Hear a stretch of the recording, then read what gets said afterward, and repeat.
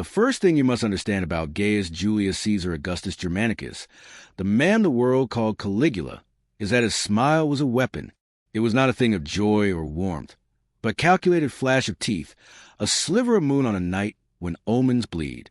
He was young, barely 25, and his face still held the ghost of a boy's beauty, but his eyes were ancient, flat, and held the gleam of a serpent sunning itself on a warm rock. I, Lucius Vorenus, know this because I stood close enough to feel the chill of that smile. I was a captain of the Praetorian Guard, a man forged in the grim forges of Germanic wars, my soul calloused by the sight of blood and death. But the blood of battle is one thing. It is honest, it is hot, and it has a purpose. The blood that would be spilled in the days to come was of a different nature entirely. It was cold, capricious, and born from a madness so profound it threatened to swallow Rome itself. It began as all great tragedies do, with a period of unparalleled joy.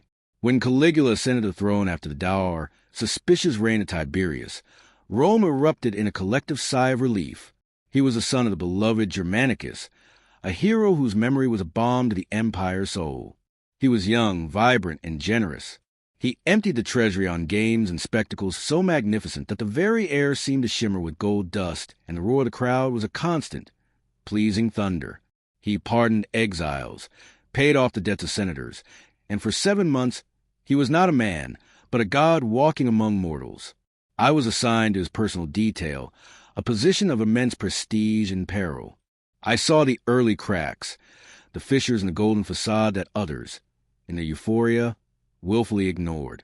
A sudden, inexplicable silence in the midst of a joke. A flicker of rage in his eyes when petitioner's voice wavered. A whispered conversation with a statue of Jupiter that seemed a little too intense, a little too reciprocal. Then the fever came. It was a violent, wasting sickness that gripped the Palatine Hill in a fist of terror. The physicians despaired. The Senate began drafting eulogies. For weeks, the fate of the empire hung by a thread. I stood guard outside his chamber, listening to the ragged, painful breaths from within, the air thick with the smell of incense and despair. And then, miraculously, he recovered. But the man who emerged from that sick room was not the same man who had entered it. The boyish charm had been burned away, leaving behind something raw, alien, and terrifyingly potent. The first thing he did upon rising from his bed was to walk, unaided and clad only in a simple tunic, to the villa of his friend, Marcus Junius Silanus, the man who had essentially governed in his stead. We, his guards, followed at a discreet distance, our hands on our hilts.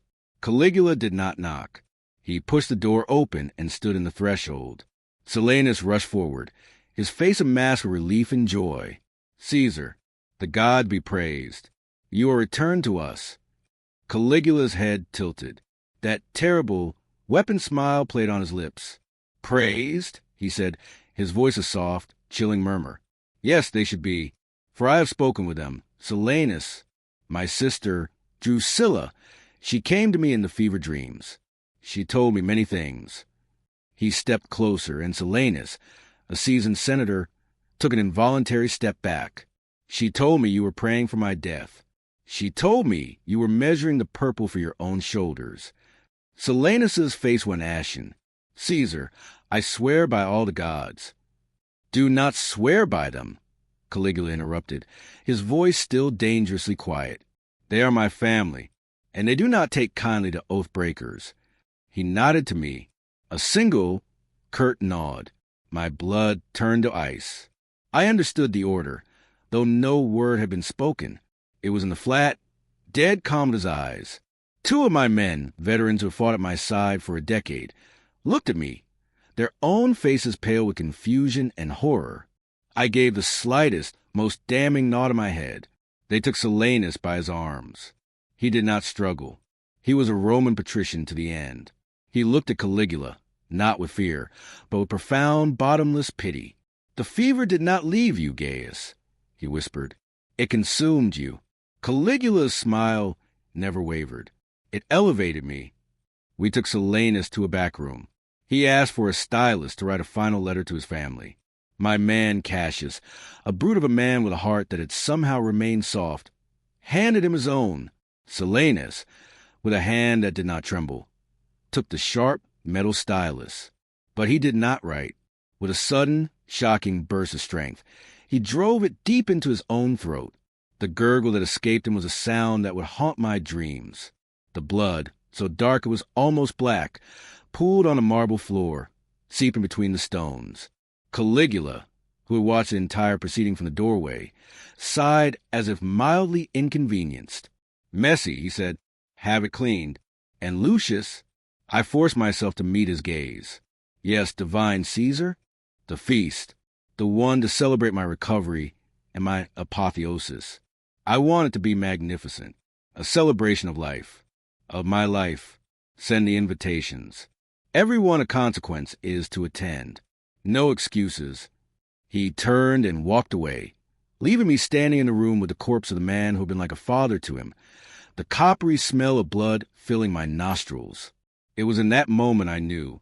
The gilded cage of Rome was now ruled by a beast, and the door had just been locked from the inside.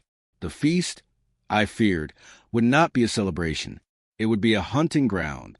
The weeks that followed the death of Silenus were a descent into a pageant of the absurd and the horrifying.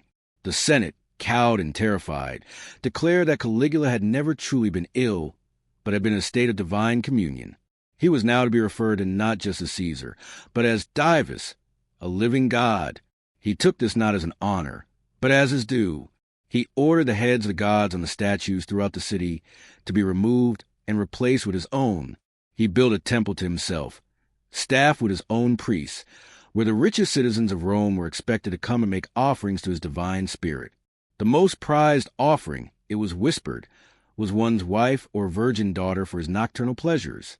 I became a ghost in his machine of madness, my uniform a shroud, my sword a tool for a purpose I was beginning to dread.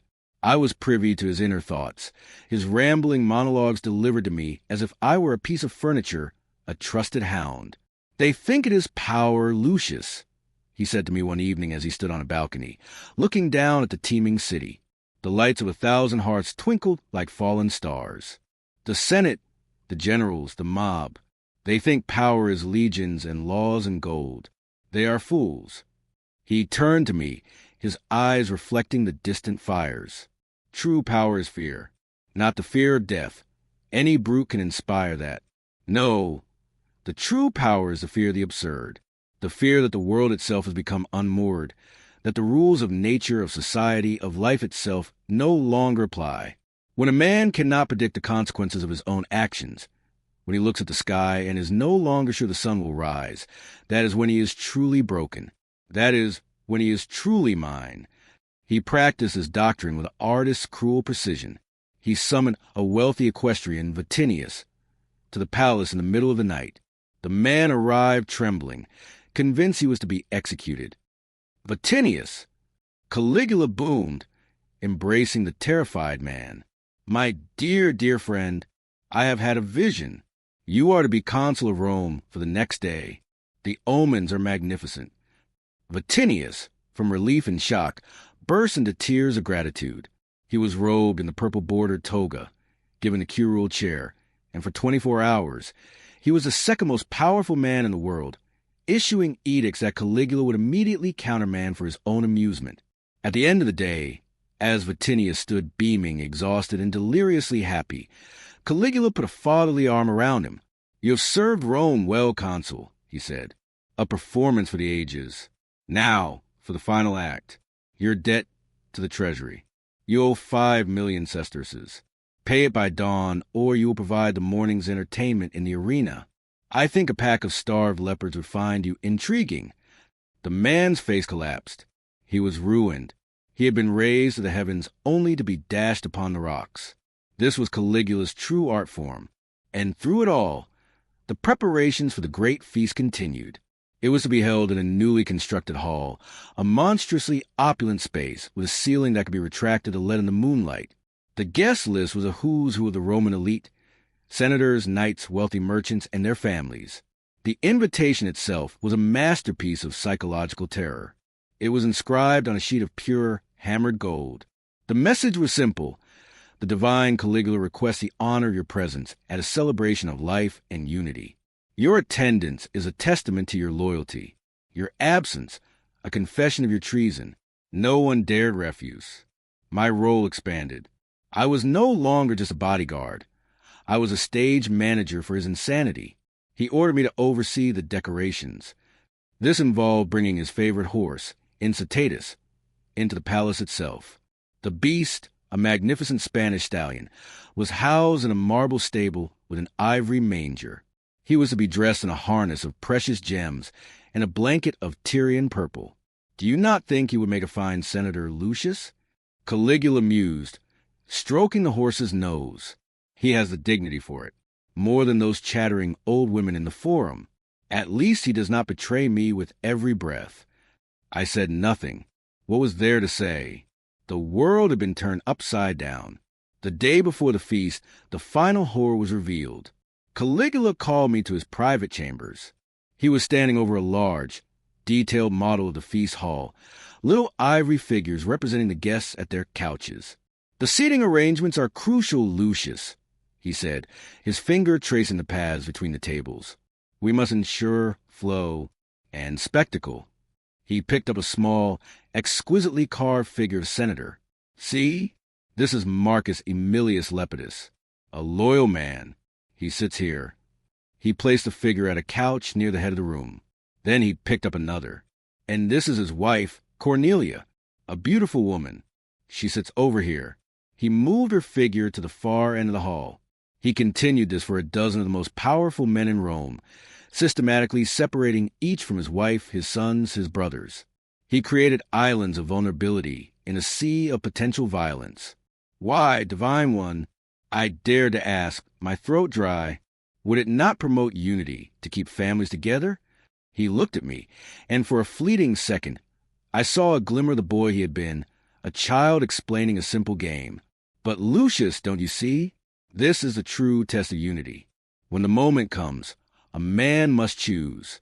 Does he run to protect his wife, leaving his own position vulnerable? Does he try to save his son, and in doing so, betray his own instinct for self-preservation? It will reveal the hierarchy of their loves, their fears, their very souls. It will be educational. He then pointed to the 4 main entrances to the hall. Your men, Lucius, the best of the Praetorians. They are to be stationed here, here, and here. On my signal, they are to seal the doors. No one enters. No one leaves. My heart hammered against my ribs. Caesar, for what purpose? His smile returned, wider and more terrible than ever before. It was a smile that held no human emotion, only the vast, empty hunger of a black hole. For the punchline, Lucius, every good joke needs a punchline. The feast is to celebrate life, is it not? But to truly appreciate life, one must first understand death, intimately. He looked back down at his model, a god playing with his toys. I felt the weight of my sword at my hip, not as a symbol of honor, but as a potential instrument of a massacre. The trap was set. The guests were the prey. And the hunter was a god who had just declared open season on his own worshippers. The night of the feast arrived, draped in a cloak of perfumed depression. A harvest moon, swollen in the color of blood, hung low over Rome, a celestial omen that none dared mention aloud. The air was still and heavy, thick with the scent of night-blooming jasmine and roasting meat, a cloying sweetness that failed to mask the underlying tension. From my post at the head of the hall, I watched them arrive. The cream of Roman society poured in, a river of silk, jewels, and carefully arranged smiles. They were magnificent, these peacocks, their colors made more vibrant by their terror. Their laughter was too loud, their compliments too effusive, their eyes constantly darting, searching for the source of the danger they all felt in their bones. They were seated according to Caligula's cruel design. I saw Senator Lepidus, his face a mask of strained calm, cast frantic glances towards his wife. Cornelia, who was seated nearly 100 feet away amidst a group of men known to be her husband's political rivals. I saw young Quintus, the son of the merchant Tremelius, separated from his father, his adolescent bravado crumbling into palpable fear as he found himself surrounded by hardened military veterans. The hall itself was a vision from a delirious dream. The retractable ceiling was open to the sanguine moon, its light bathing the scene in an eerie, reddish glow. Thousands of lamps flickered, their light catching on the gold leaf that coated every surface. In the center of the room, on a raised dais of obsidian, stood the couch of Caligula, and beside it, munching contentedly on oats from a golden net, was Incitatus, the horse senator, his purple blanket a blasphemous splash of color. The food was brought forth, a grotesque parody of plenty.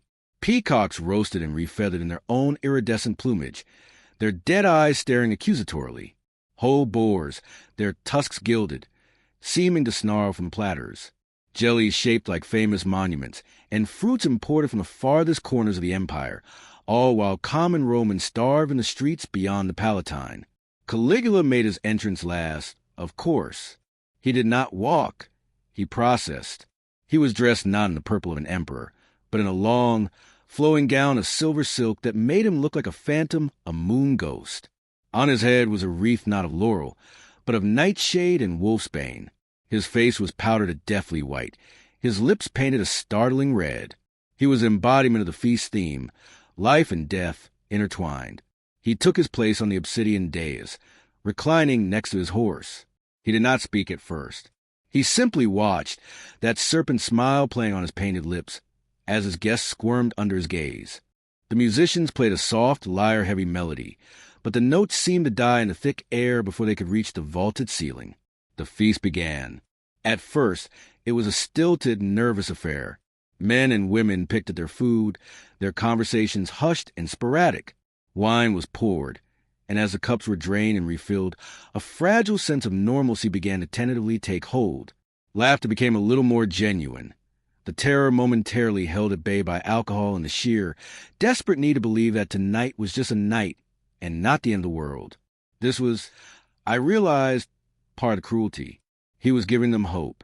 He was allowing them to let their guard down, to believe they had been foolish to be afraid. After the third course, Caligula raised a hand. The music stopped instantly. Every eye in the hall turned to him. The silence was absolute, broken only by the contented chewing of Incitatus. "My friends," Caligula began, his voice silken, conversational. "My beloved children, we are gathered here to celebrate my return to you, my journey into divine realms and my safe return." He paused, letting his gaze sweep over the frozen faces. "While I was there, among the stars, I learned a great secret, the secret of what the gods truly desire from us." He stood up, slowly, dramatically. He walked to the edge of the dais, his silver robe pooling around him. "It is not our prayers," he said, his voice dropping to a conspiratorial whisper that somehow carried to every corner of the hall. "It is not our sacrifices of bulls and rams. The gods are bored with such things. They have seen it all before." He smiled, a flash of red and white in the moonlight. "What they crave is entertainment." He clapped his hands twice, a sharp, cracking sound that made half the room jump. From a side entrance, a troupe of actors spilled into the center of the hall. But they were not dressed for comedy or tragedy. They were dressed as gladiators, as soldiers, as barbarian chieftains. And in their hands they held swords, shields, and spears. The metal was dull, unpainted wood. A wave of relieved laughter rippled through the crowd. A play. It was only a play. The tension shattered like glass. They applauded, their fear transforming into delight at the emperor's theatrical whimsy. The performance began. It was a clumsy, chaotic reenactment of some mythical battle. The actors clashed their wooden swords with exaggerated grunts and shouts, stumbling over each other in a deliberately amateurish display. The guests roared with laughter, pointing, jeering good-naturedly, their wine cups raised in toast the emperor's clever jest. I did not laugh. My eyes were locked on Caligula. He had returned to his couch and was watching the proceedings, his head tilted. His smile had not changed, but his eyes had. They were no longer flat. They were alight with feverish anticipatory glee. The mock battle reached its crescendo. The gladiators were now dying dramatic, groaning heaps on the floor. The laughter of the crowd was at its peak, a roaring, cathartic wave of sound. It was in this moment of peak vulnerability, of collective release, that Caligula gave the signal. Not a shout, not a grand gesture, just a single, slight nod in my direction. My blood ran cold. This was it, the moment I had dreaded. I looked at the faces of my men stationed at the 4 great doors. They looked back at me, their own faces grim. They were soldiers. They followed orders. It was the core of their being. I was their captain.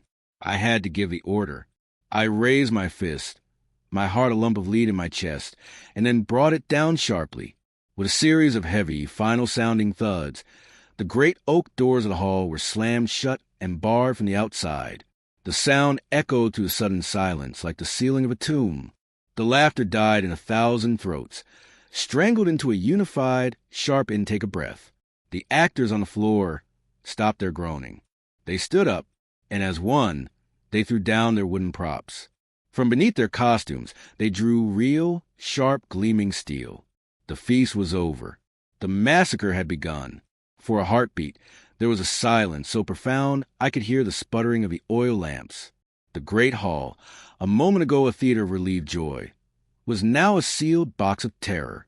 The guests stared, uncomprehending, at the armed actors who now stood in their midst, their faces transformed from buffoonish masks to the cold, professional visages of killers. These were not actors. They were Praetorians from a special unit, men chosen for their loyalty not to Rome, but to Caligula's madness alone. Caligula remained on his dais, reclining once more. He picked up a bunch of grapes and plucked one, popping it into his mouth. He was the audience now. Then the screaming started. It began as a single high-pitched shriek from a woman near the front, and it spread to the hall like a contagion. The scene erupted into chaos. The killers moved with brutal efficiency. They did not roar or shout. They worked in a grim, silent purpose. Their orders, I later learned, were specific. The first to die was the merchant Tremelius. He had laughed the loudest at the play. A barbarian actor walked up to his couch and, without a word, plunged his sword into the man's chest. The force of the blow knocked Tremelius backwards, his face frozen in a mask of shock, a dark red stain blossoming on his white toga. His son, Quintus, screamed and tried to run to him, but was tripped by another killer and held down. This was the true genius of Caligula's design, the separation of families. As the violence erupted in pockets all over the hall, the primal instinct to protect one's own took over, shredding the last vestiges of Roman order. A senator, seeing a killer approach his wife, leaped from his couch and ran across the hall, only to be cut down from behind. A knight, trying to form a defensive circle with his friends, was betrayed when one of them, in a desperate bid to save his own son on the other side of the room, broke ranks and left a fatal gap. It was not a battle. It was a slaughterhouse. The killers moved methodically, targeting those whom Caligula had marked for death.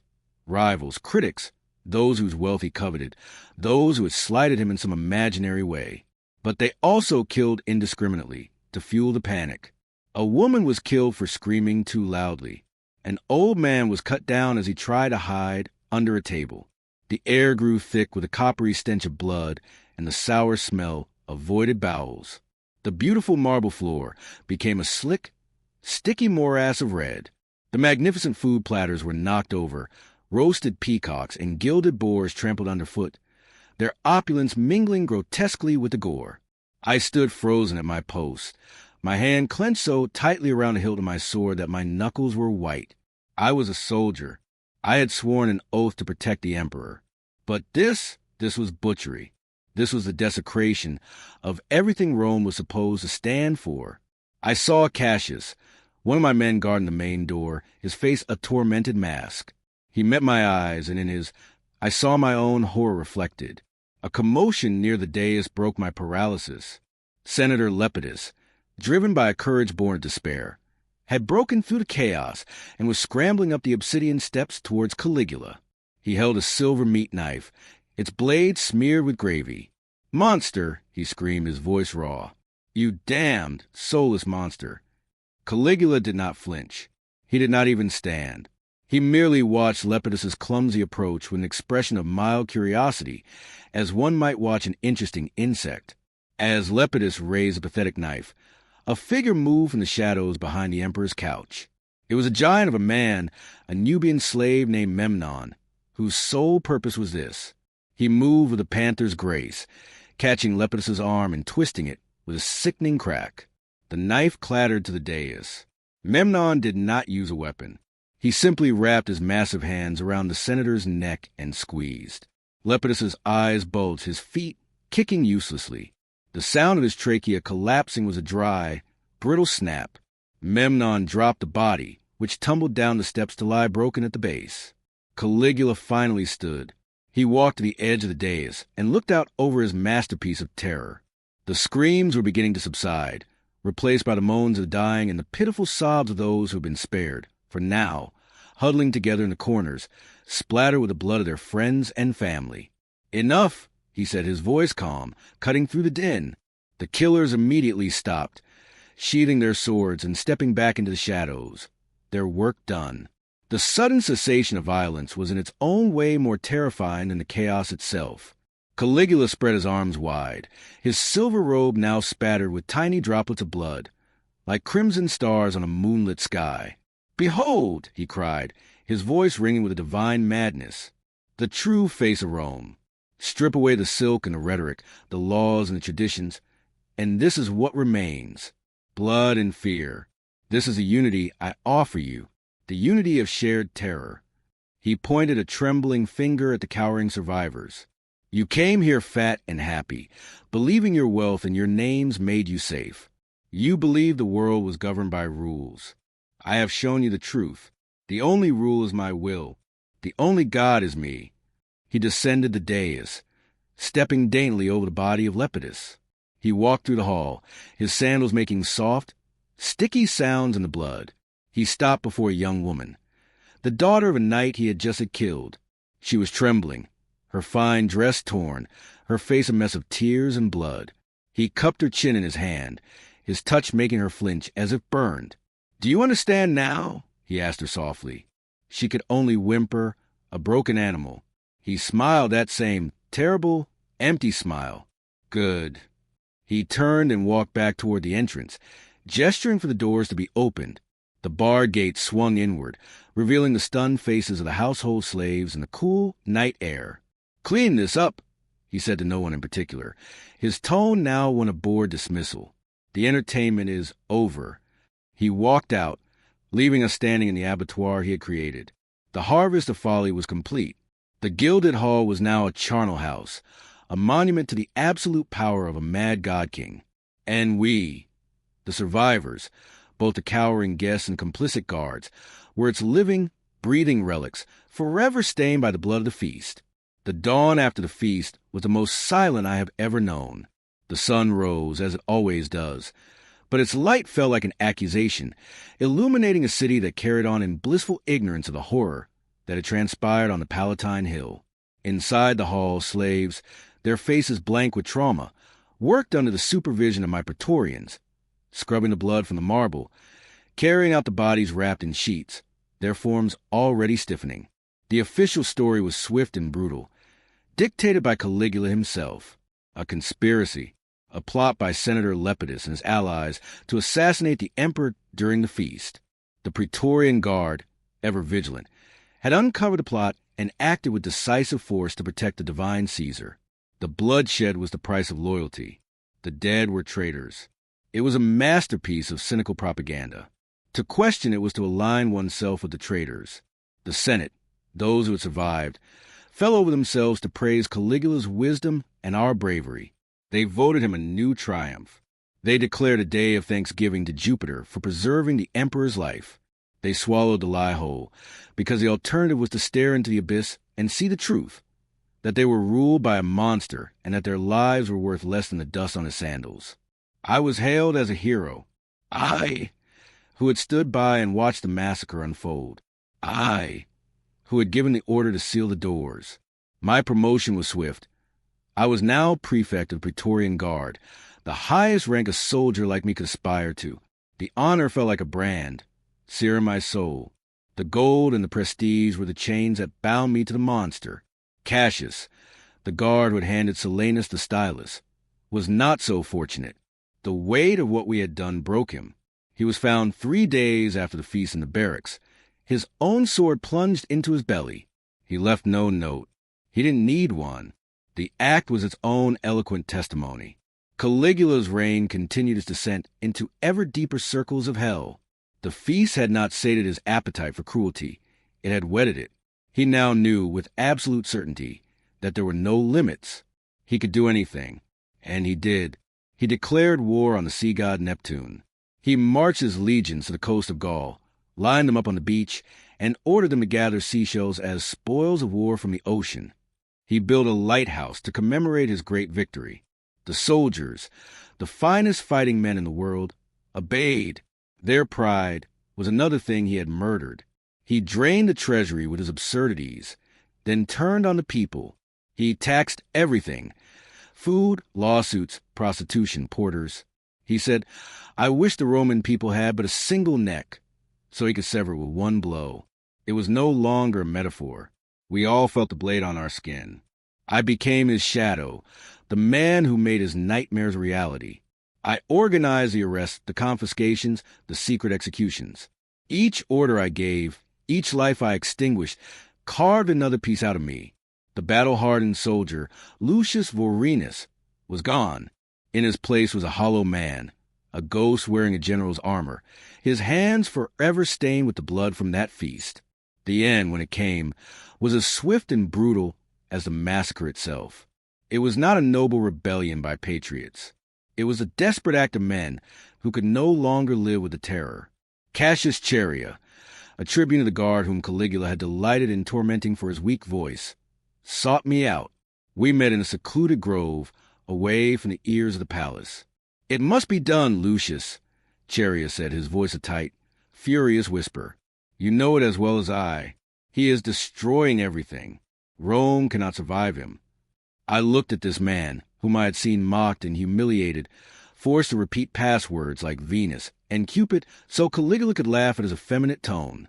I saw the resolve in his eyes, a resolve born of humiliation deeper than fear. "The guard—" I began, but he cut me off. "The guard follows you," he said. "They are sickened. They are ashamed. They will follow their prefect. Will you lead them, or will you stand aside?" I thought of Silenus, dying on the floor. I thought of Cassius, dying on a sword. I thought of the young girl in the blood-soaked hall, flinching from Caligula's touch. I saw the mountain of bodies that had been piled high on the altar of his madness. I had helped build that altar. I looked at Chaerea, and for the first time in years, I felt a flicker of something other than dread. It was a cold, clear certainty of duty, long abandoned, finally rediscovered. "I will not stand aside," I said. The plan was simple. We would strike during the Palatine Games, as Caligula passed through a secluded crypto-porticus on his way to lunch. It was a place of shadows, fitting for the end of a creature of darkness. The day arrived. The sound of the games, the roar of the crowd, the blare of trumpets, echoed in the distance, a world away. I positioned my most trusted men at the exits.